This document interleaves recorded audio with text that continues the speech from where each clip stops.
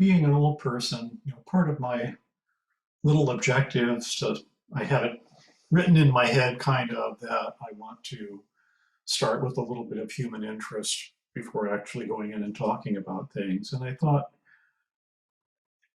there's kind of two things that I would give you as college students, just sort of as general advice that are related to this class. And one of them is that the demarcation problem, figuring out what counts as science and what doesn't count as science, is a little more difficult than you think.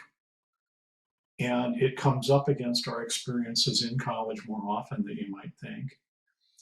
And the other thing, because I'm on the IDE committee on faculty council, which is basically the committee charged with diversity issues, is that it strikes me that a lot of what we talk about in higher education and diversity is related to structural racism. And given my training in philosophy and my love of history, actually overt racism is pretty much goes way back to the beginning of what we would call the Western cultural tradition.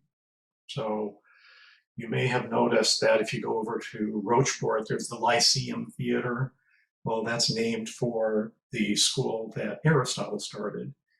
And before that, there was the Academy, started by Plato. And, if you ever get a chance to take a philosophy class and learn about Socrates and Plato and so forth, it's really very interesting because Plato was from what we would probably call a very conservative political branch of Greek society. His family traced its origins to Poseidon. They were royalty. Socrates, on the other hand, was not. And Plato wrote all of his material as dialogues about what Socrates was like. And unfortunately, like many things in the academy and in politics, there's a sex scandal at the root of things. And Socrates was corrupting the youth of Athens at that time. And if you ever Google Alcibiades, Alcibiades, you'll find out that he really would have given Socrates a really big hotness factor on ratemyprofessor.com. But it's perplexing that Plato would really fall so much for Socrates that way. It's a little bit like if Ann Coulter would write an admiring biography of Martin Luther King.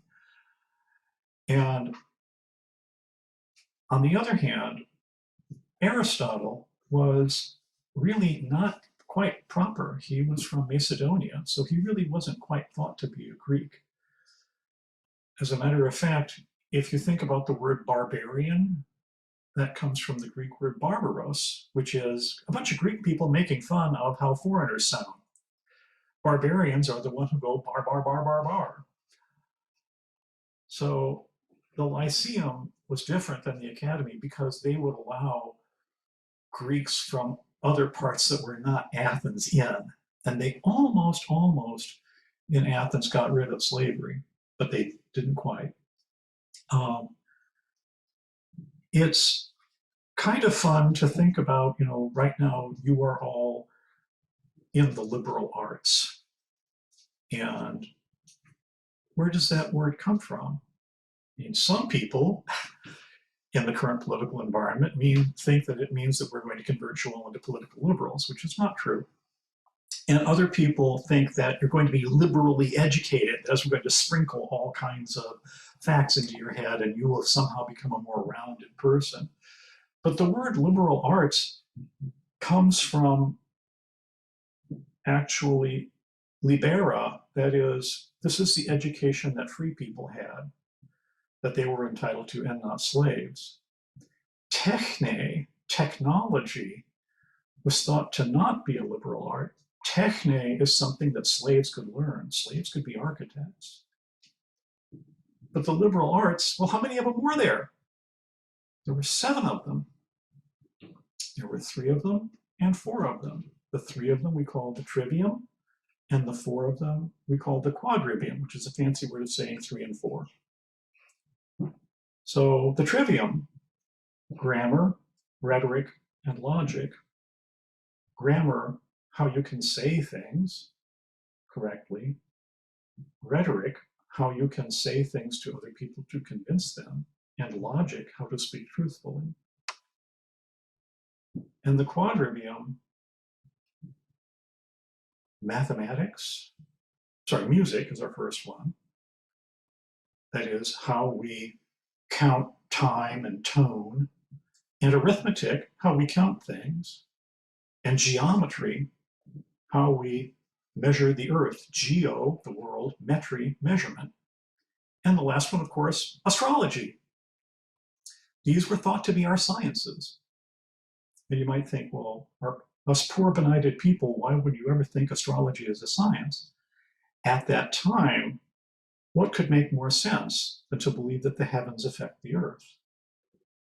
The tides come and go, animals reproduce according to the tides, the Greeks live by the ocean. Chickens lay more eggs during the full moon. I can tell you as a farm kid, that's true.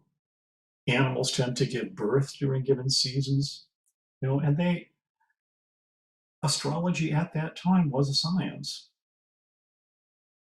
Strangely enough, you might think, well, how do we divide those sciences from what was considered techne? Is a blacksmith, for example, a scientist? Well, where did that problem come from? Blacksmiths would take iron out, they would hit it, they would hammer it, they would temper it in water. And if you walk up to a blacksmith and say, why do you do that? They'll go, well, I don't know. I just know that I need to heat it up until it gets this red and I need to put it in water. A blacksmith, though, who experiments is kind of doing science. This time I'm going to let the iron get a little hotter. I'm going to pound on things then. This is, after all, how Damascus steel started. If you're in Missouri, in southern Missouri, some people are actually making Damascus steel. It's really, really hard, and it comes from pounding the heck out of a piece of metal. But even those people can be our scientists.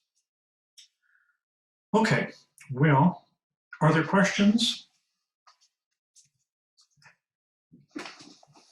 Astrological botanist?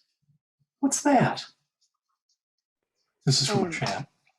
I went to the Midway Antique Mall a couple days ago, and I bought this little square powder thing, and it's just this powdered herb of some sort, and it's old.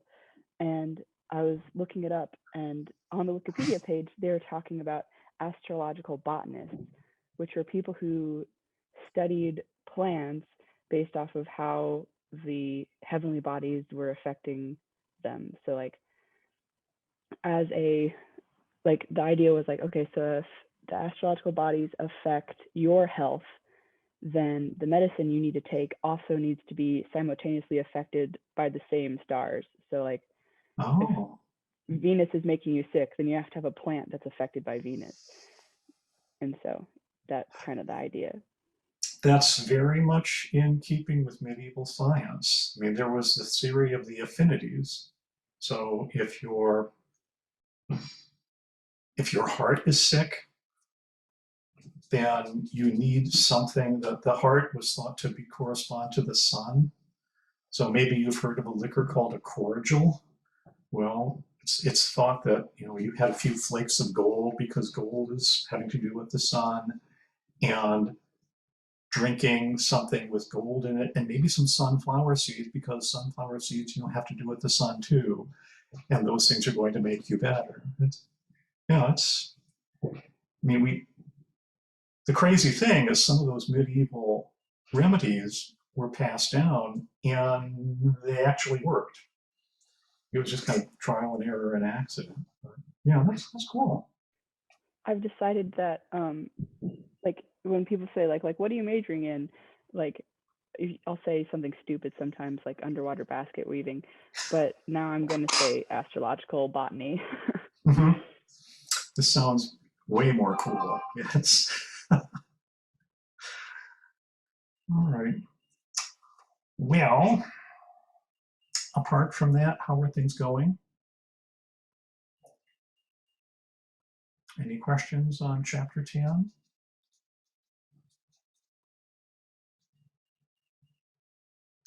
If there aren't any, we'll kind of come back and pick up things.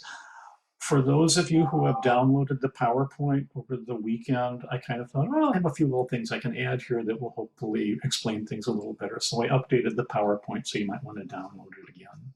And the link should be on the page. Let's come back in here and share the screen. And we'll move that over here. And I'll move that down there. So, okay. So when last we talked, you know, to be honest, I think a lot of you have heard the terms involved in this chapter before, and that's great. I mean, because that means you know it already, and some of you, for some of you, it's a little bit new. But we were talking about experiments and the language that we use to talk about our independent and our dependent variables and our control variables. So we think about our variables in two forms. They're either independent and dependent.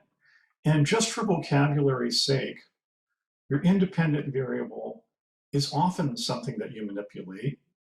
You might not manipulate it in terms of your analysis. That is, sex, for example, is not manipulated in most studies. If it's our independent variable in an experiment, we take the sex of the participant that we have. It's also entirely okay to refer to that independent variable as a predictor variable. And I know when I was starting out learning psychology, it just made a heck of a lot more sense to talk about predictor variables and criterions. If you want to be fancy, you can also talk about your independent variable as an exogenous variable. Well, what does exogenous mean? Genesis, the beginning, and exo, meaning outside. So this is a variable that has its origins outside the system of variables that you're looking at. By contrast, dependent variables are often just measured. There are outcome variables. We can refer to them as our criterion, the thing we want to predict. And if we want to use fancy words, we can also say these are endogenous variables. Endo, that is inside, genus, having its origin. So this is something that we're trying to explain in our system that's inside the system of variables that we're looking at. So to kind of go back to the two little studies that she does in this chapter, inside the note-taking study, our exogenous variable is the request of the people to either use their laptops or to take long written notes. And the endogenous variables, the criterion variables, is the comprehension. And we talk a little bit about control variables. And to me, I mean, it's a little silly to me to have her say that a control variable is something that you're going to hold constant. Sometimes our control variables are variables that we wish to include in our experiment.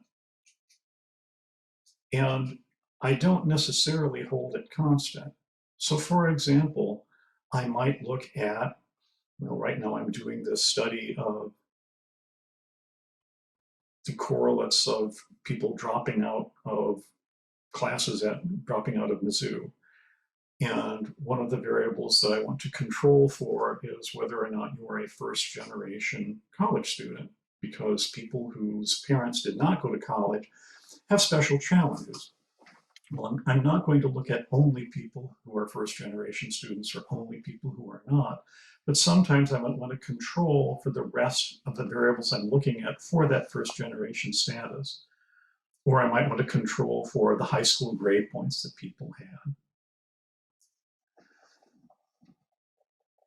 Now, she talks about why experiments support causal claims.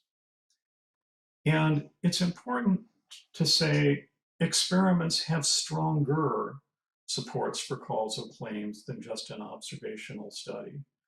I think that in the chapter she overplays her hand a little bit. So let's walk through and talk about some of this stuff. First of all, experiments, just like an observational study, they establish an association. Great, we agree on that one. Experiments establish temporal precedence. Well, yeah, in some situations.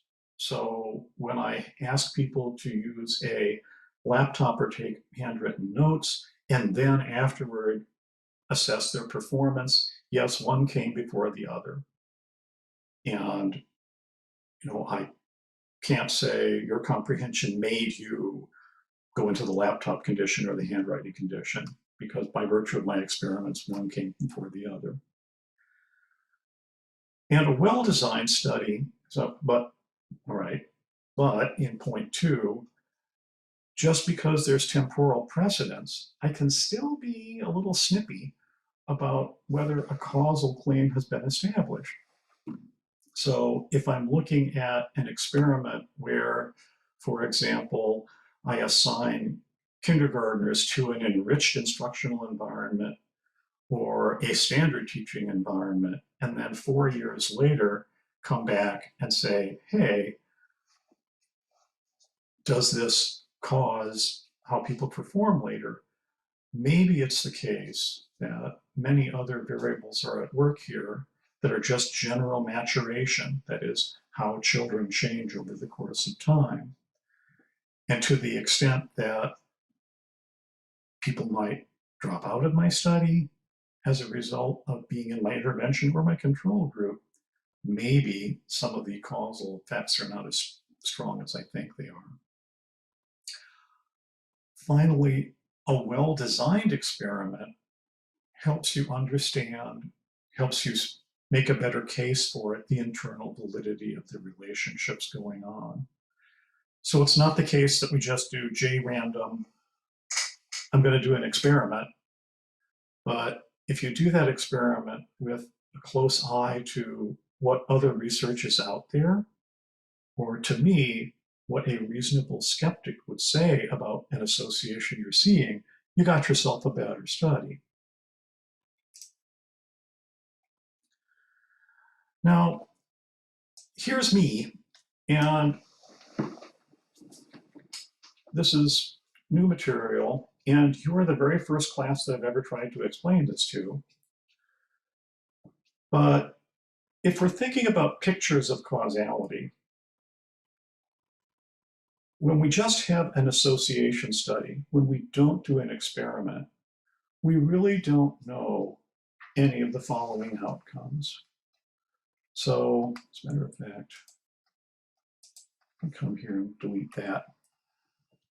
So if I just do a condition and an outcome and I don't randomly assign, do I know that maybe these two things are correlated? Or maybe one condition causes another? Or actually, well, come to think of it, maybe the arrow of direction goes another way and the outcome is causing the condition. So to use an example there, if I just look at, hey, do you smoke? And hey, do you have cancer? I don't have any basis for really judging what might be going on. Maybe people who have cancer take up smoking because they're stressed. Maybe smoking causes the cancer people had. Maybe, a double-headed arrow, maybe these things are just kind of correlated, they go together. Or maybe there's a third variable out there, if we believe Sir Ronald Fisher, maybe there's a physiological characteristic of some people such that they are prone to both smoke and they're also prone to have cancer. So why is an experiment giving us a stronger basis for causality? So I drew a little picture here in the next slide. Basically, the reason that an experiment works is I am introducing a new variable into my model. Specifically, that random assignment. So you might think about me saying, hey, there's a new variable out there called coin flip. Heads or tails. Heads, you go into the smoking condition. Tails, you don't go into the smoking condition. And because I know by virtue of random assignment that this coin flip caused the condition that you were assigned to, I have a stronger basis for understanding that the condition then is the only thing that can in turn affect the outcome, because there can't be any relationship between the coin flip and the outcome except by means of your assignment to the smoking or non-smoking condition. So that's one of the reasons why, if I have random assignment, my experiment works, so to speak. Any correlation between coin flip and the outcome has to be via the condition that you got assigned to.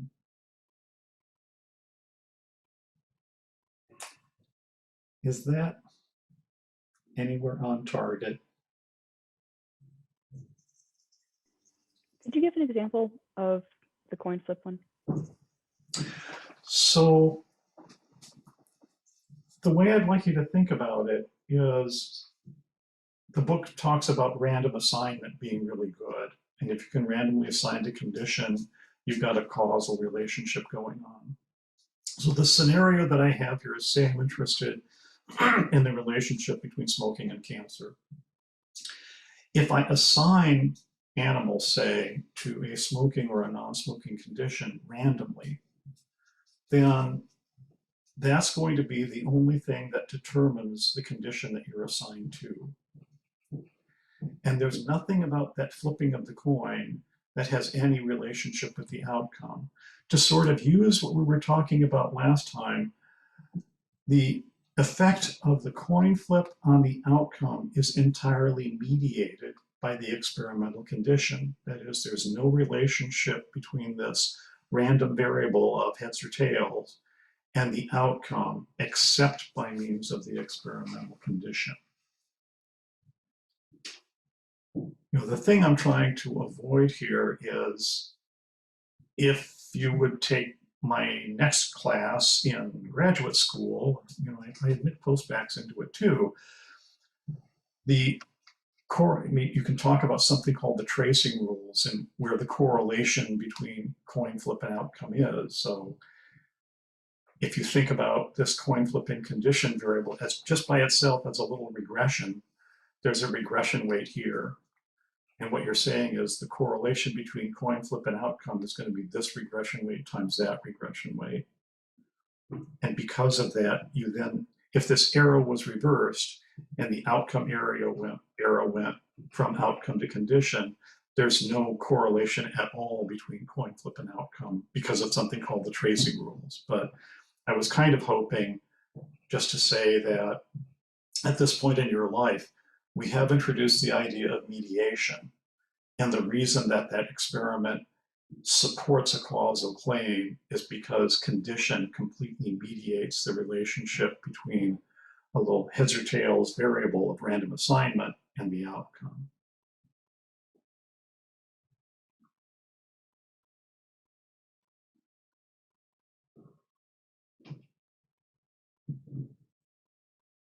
More things? Is this confusing? I mean, I'm hoping it supports the material in the chapter. It's not that I want to put something new in and say, oh no, you're accountable for this, but it's a way to think about why it is an experiment supports a causal claim.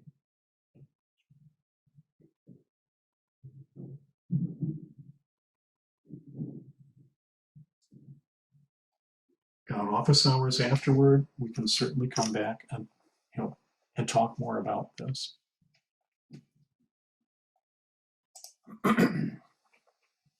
So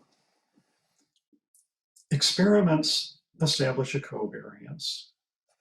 So often this is relative to a comparison group.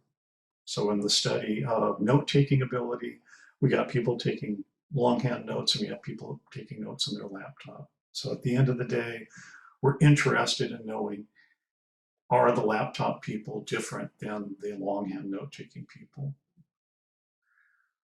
We're looking at the magnitude of a covariance between method of note-taking and the outcome. Very frequently, we talk about these other groups in various ways.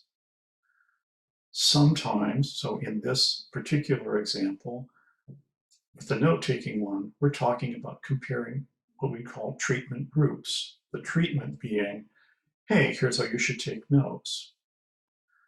Sometimes we're talking about two groups where one of the groups is a control group.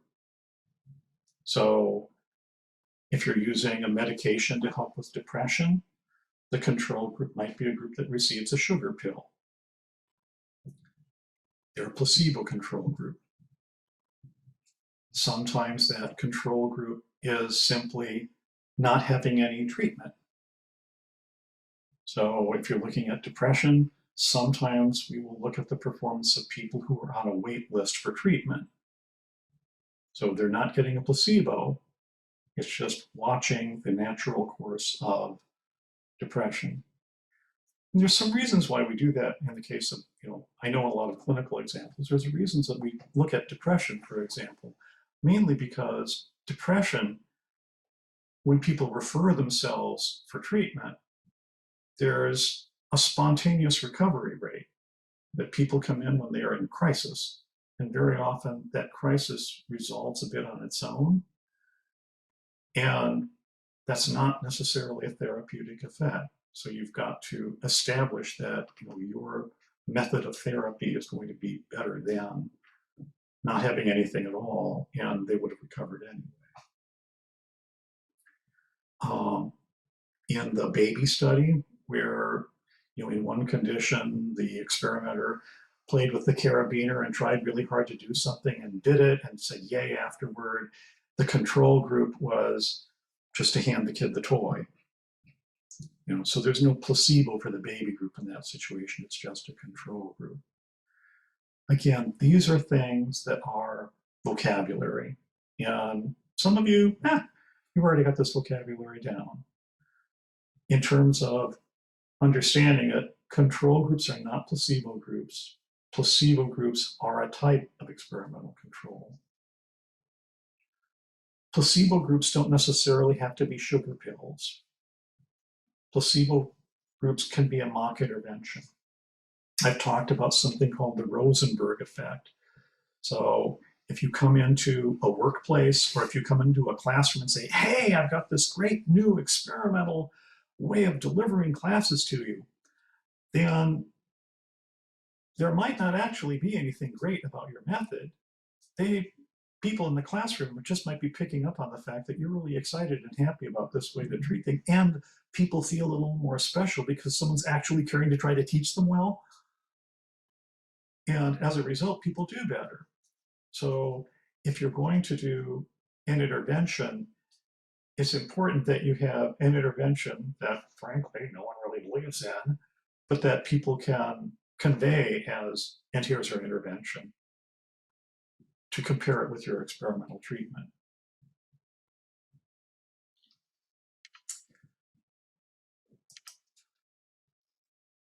So, as you know, philosophy people, we have problems with causality. I've talked about the fact that sometimes we think about causality just by virtue of understanding the problem.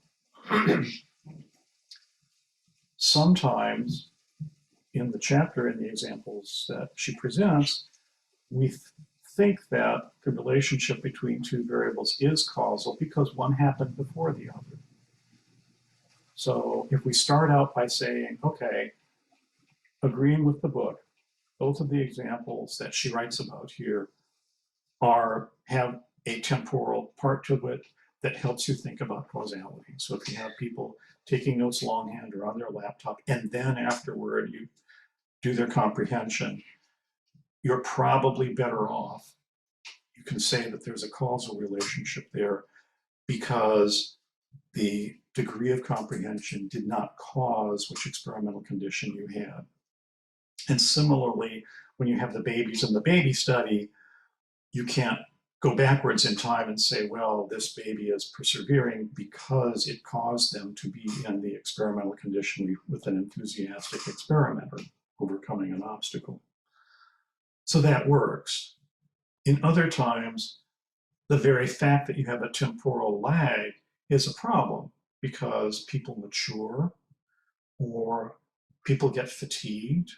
I mean, you're all veterans of the Psych 1 pool or something like that, for those of you who didn't take it as an AP class when you were in high school.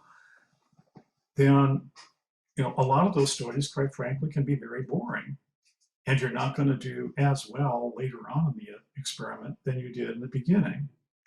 Well, I could not, yes, there's a temporal relationship between, say, the first survey you had and the subsequent survey you had, but it's not a causal relationship that has to do with the construct. It's general fatigue or a response set that sets in because you're kind of sick of answering questions. And for that reason, just because there's a temporal precedence, we don't necessarily have causality there.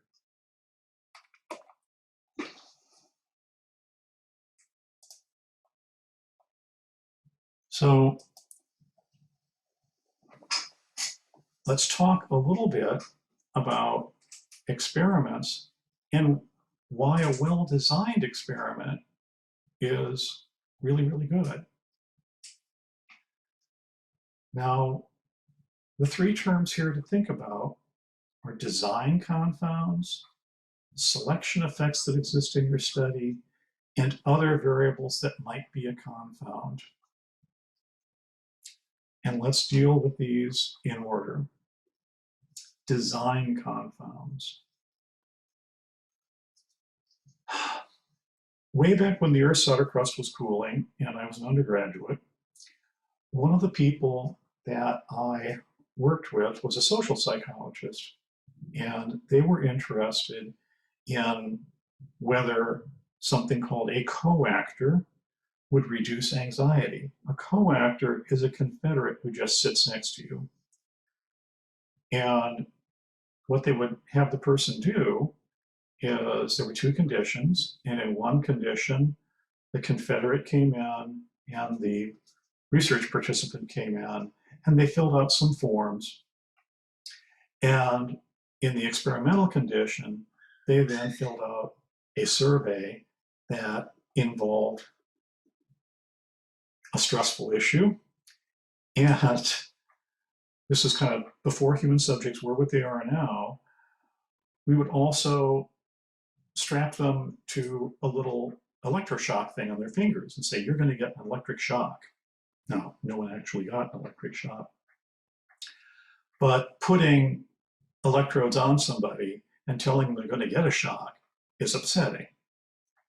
And what they then wanted to do is to have people fill out a survey about how upset they were.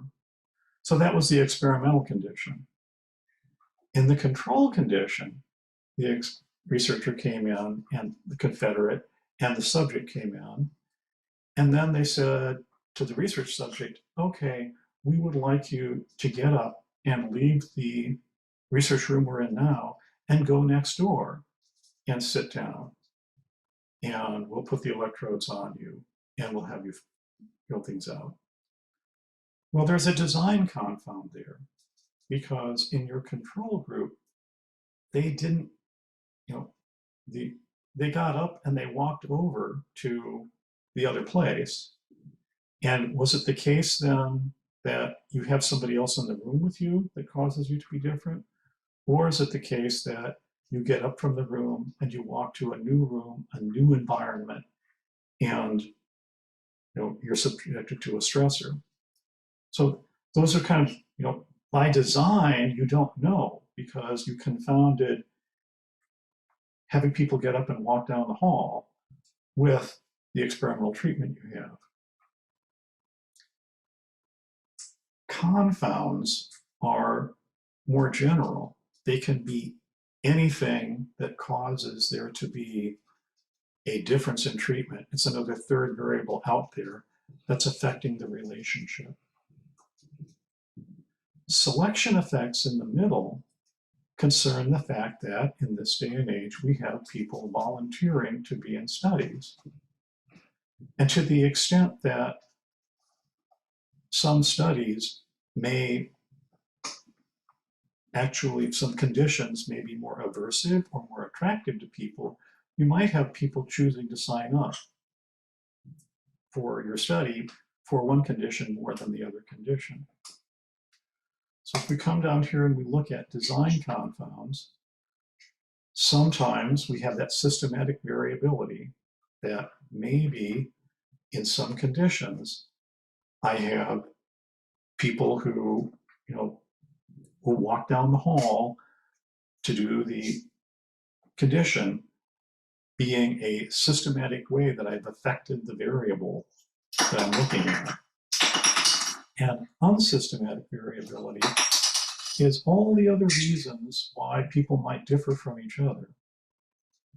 So in this particular example, we're talking about the baby study, and we have some people in the effort condition. That is, they had the experimenter who opened the carabiner and said yay and so forth, and we have them in a no effort condition. And these babies in each condition are going to be variable in their performance for a variety of reasons. Maybe you've got some babies who can't sit still. Maybe they just had a nap. Maybe they're older. Maybe they're just a patient baby. Maybe the parent looked away from the kid during the experiment. To the extent, though, that all of these reasons are equal across groups, we don't have systematic variation across condition. It's unsystematic.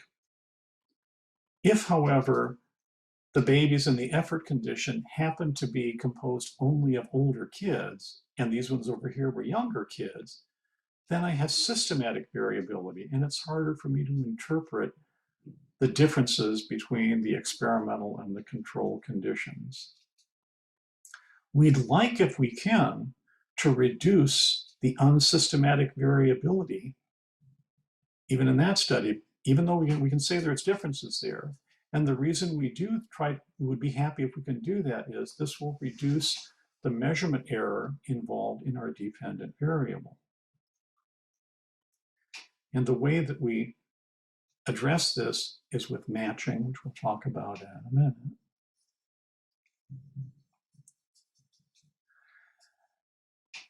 Selection effects. Well, if we randomly assign, so say for example, you've got some people who get treatment and some people who don't, treatment as usual and intensive treatment. If I randomly assign, and maybe the green people are just going to be better off than the red people. If I randomly assign, there's going to be an approximately equal number of people in these two conditions. This variation between the reds and the greens is going to give me a bigger standard deviation than if I did a study with only greens or only red folks. But there's no systematic bias. In other words, I can interpret my group differences between the treatment and the intensive treatment because I've randomly assigned.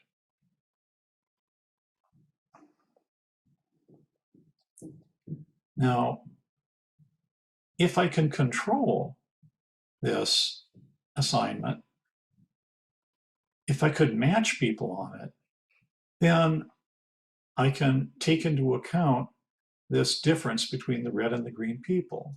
In other words, maybe I'll take one red person, one green person, and I'll put, a green person here, a green person here, a red person here, a red person there. And that type of matching will give me more precision. So say you wanted to avoid some selection effects by matching them groups. Well, maybe if you're doing a study of, say, verbal ability or perseverance, because a lot of success in academia, folks, is just being stubborn, I might assign people to my treatment and control groups by making sure that I've got an equal number of people at each level of grades. And that further reduces the amount of random variation. And the other thing that I can do when I have a matching variable then is I can say these are what are termed yoked pairs, where I can start to put GPA as another predictor in my model. And that will give me more precision in being able to find the group differences.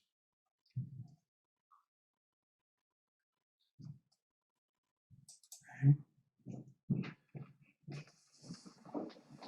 Now, in this part of the chapter, we're going to introduce some language, and we're also going to introduce different kinds of experiments. So our words are an independent groups design and a within groups design. In an independent groups designs, I have one group of people and a different group of people. And within groups designs, I have the same people, and I'm going to either measure them pre-test, post-test, or I'm going to subject them to the levels of the variable that I'm looking at. Second bullet point, a post-test only design. That is, sometimes I wish to expose my participants to the intervention versus the control, or the two groups, laptops versus note-taking, and I just want to look at and how do they do afterward. Pre-test, post-test designs are more that I want to get a baseline on people and subject them to an intervention or control, and then I'm going to post-test them. Now, these are independent groups, post-test only, pre-test, post-test, and within groups. These are all different kinds of experimental designs, and they're appropriate for different kinds of situations. So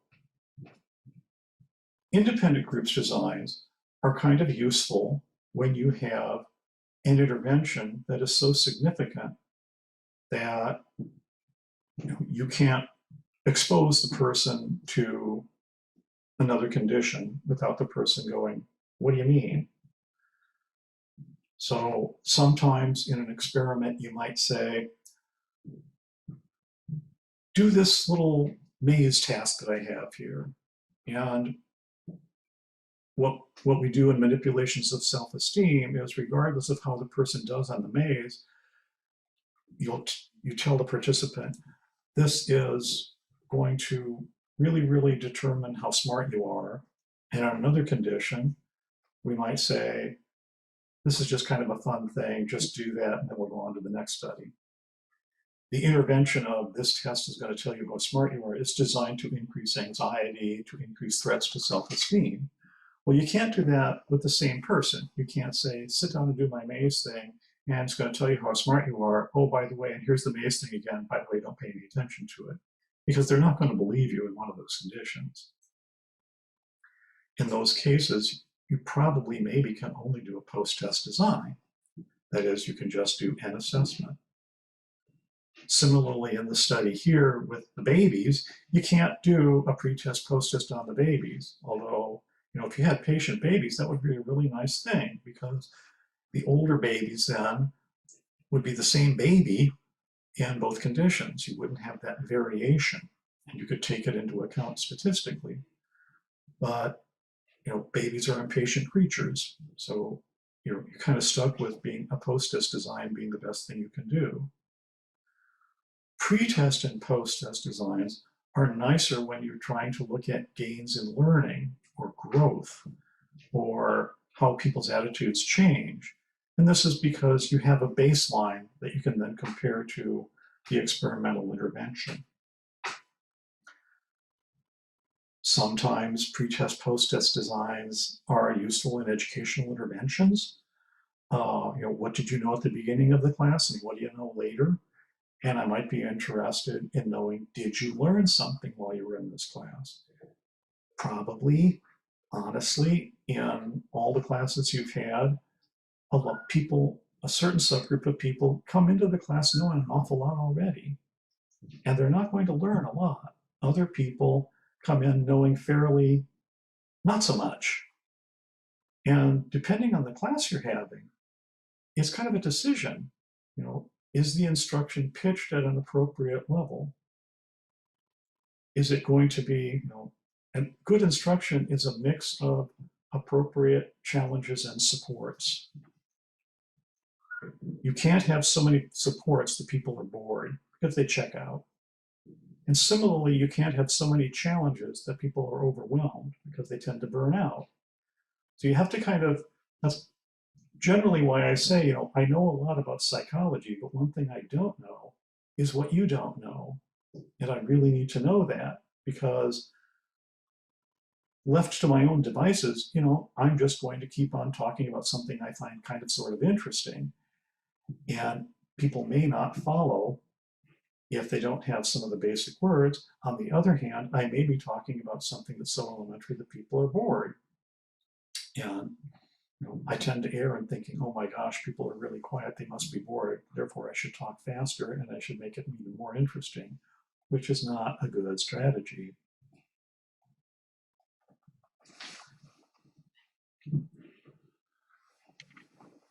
So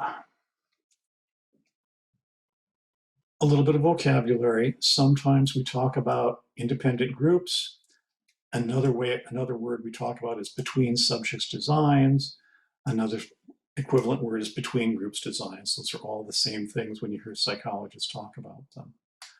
Within groups designs are also known as within subjects designs. Right? So coming down to this, if we're looking at a post-test only design, this is how you might think of it. And so she presents to you two diagrams here, and one of them is just clothed with the terms that are involved, and the other one is closed with the example. So in figure 1010, I'm going to randomly assign to one of two groups, independent group variable 1, independent variable 2, and then I'm going to measure my dependent variable. That is, it's just a post-test. In the example of laptops, I randomly assigned you to the laptop group of the longhand notes, and then afterward I gave the comprehension test. In a pretest post-test design, I'm going to randomly assign people to condition, and then I'm going to assess people's GRE score. And then I'm going to submit some of these people to a mindfulness class and some of these people to a nutrition class. So they're both getting a class. And afterward, I'm going to look at their GRE verbal score. And the nice thing about this is I can calculate some differences between pretest and post-test and analyze my post-test scores at the individual level and see where the gains do and don't happen. So, in our nutrition class, the pretest and post-test scores are pretty similar. That is, having a nutrition class is not going to make you a more verbal person. In this case, having a mindfulness class, not freaking out, seems to be a better intervention. At the pretest, people tend to score similarly, and at the post-test, they tend to increase. A little bit of the layout that she mentions here, and I don't know if this is necessary, but very often we always put, almost always, we're going to put our independent variable on the horizontal axis, the abscissa, if you remember your math. And we put our dependent variable on the y-axis, the ordinate. Stands at order, like a soldier, stands up and down.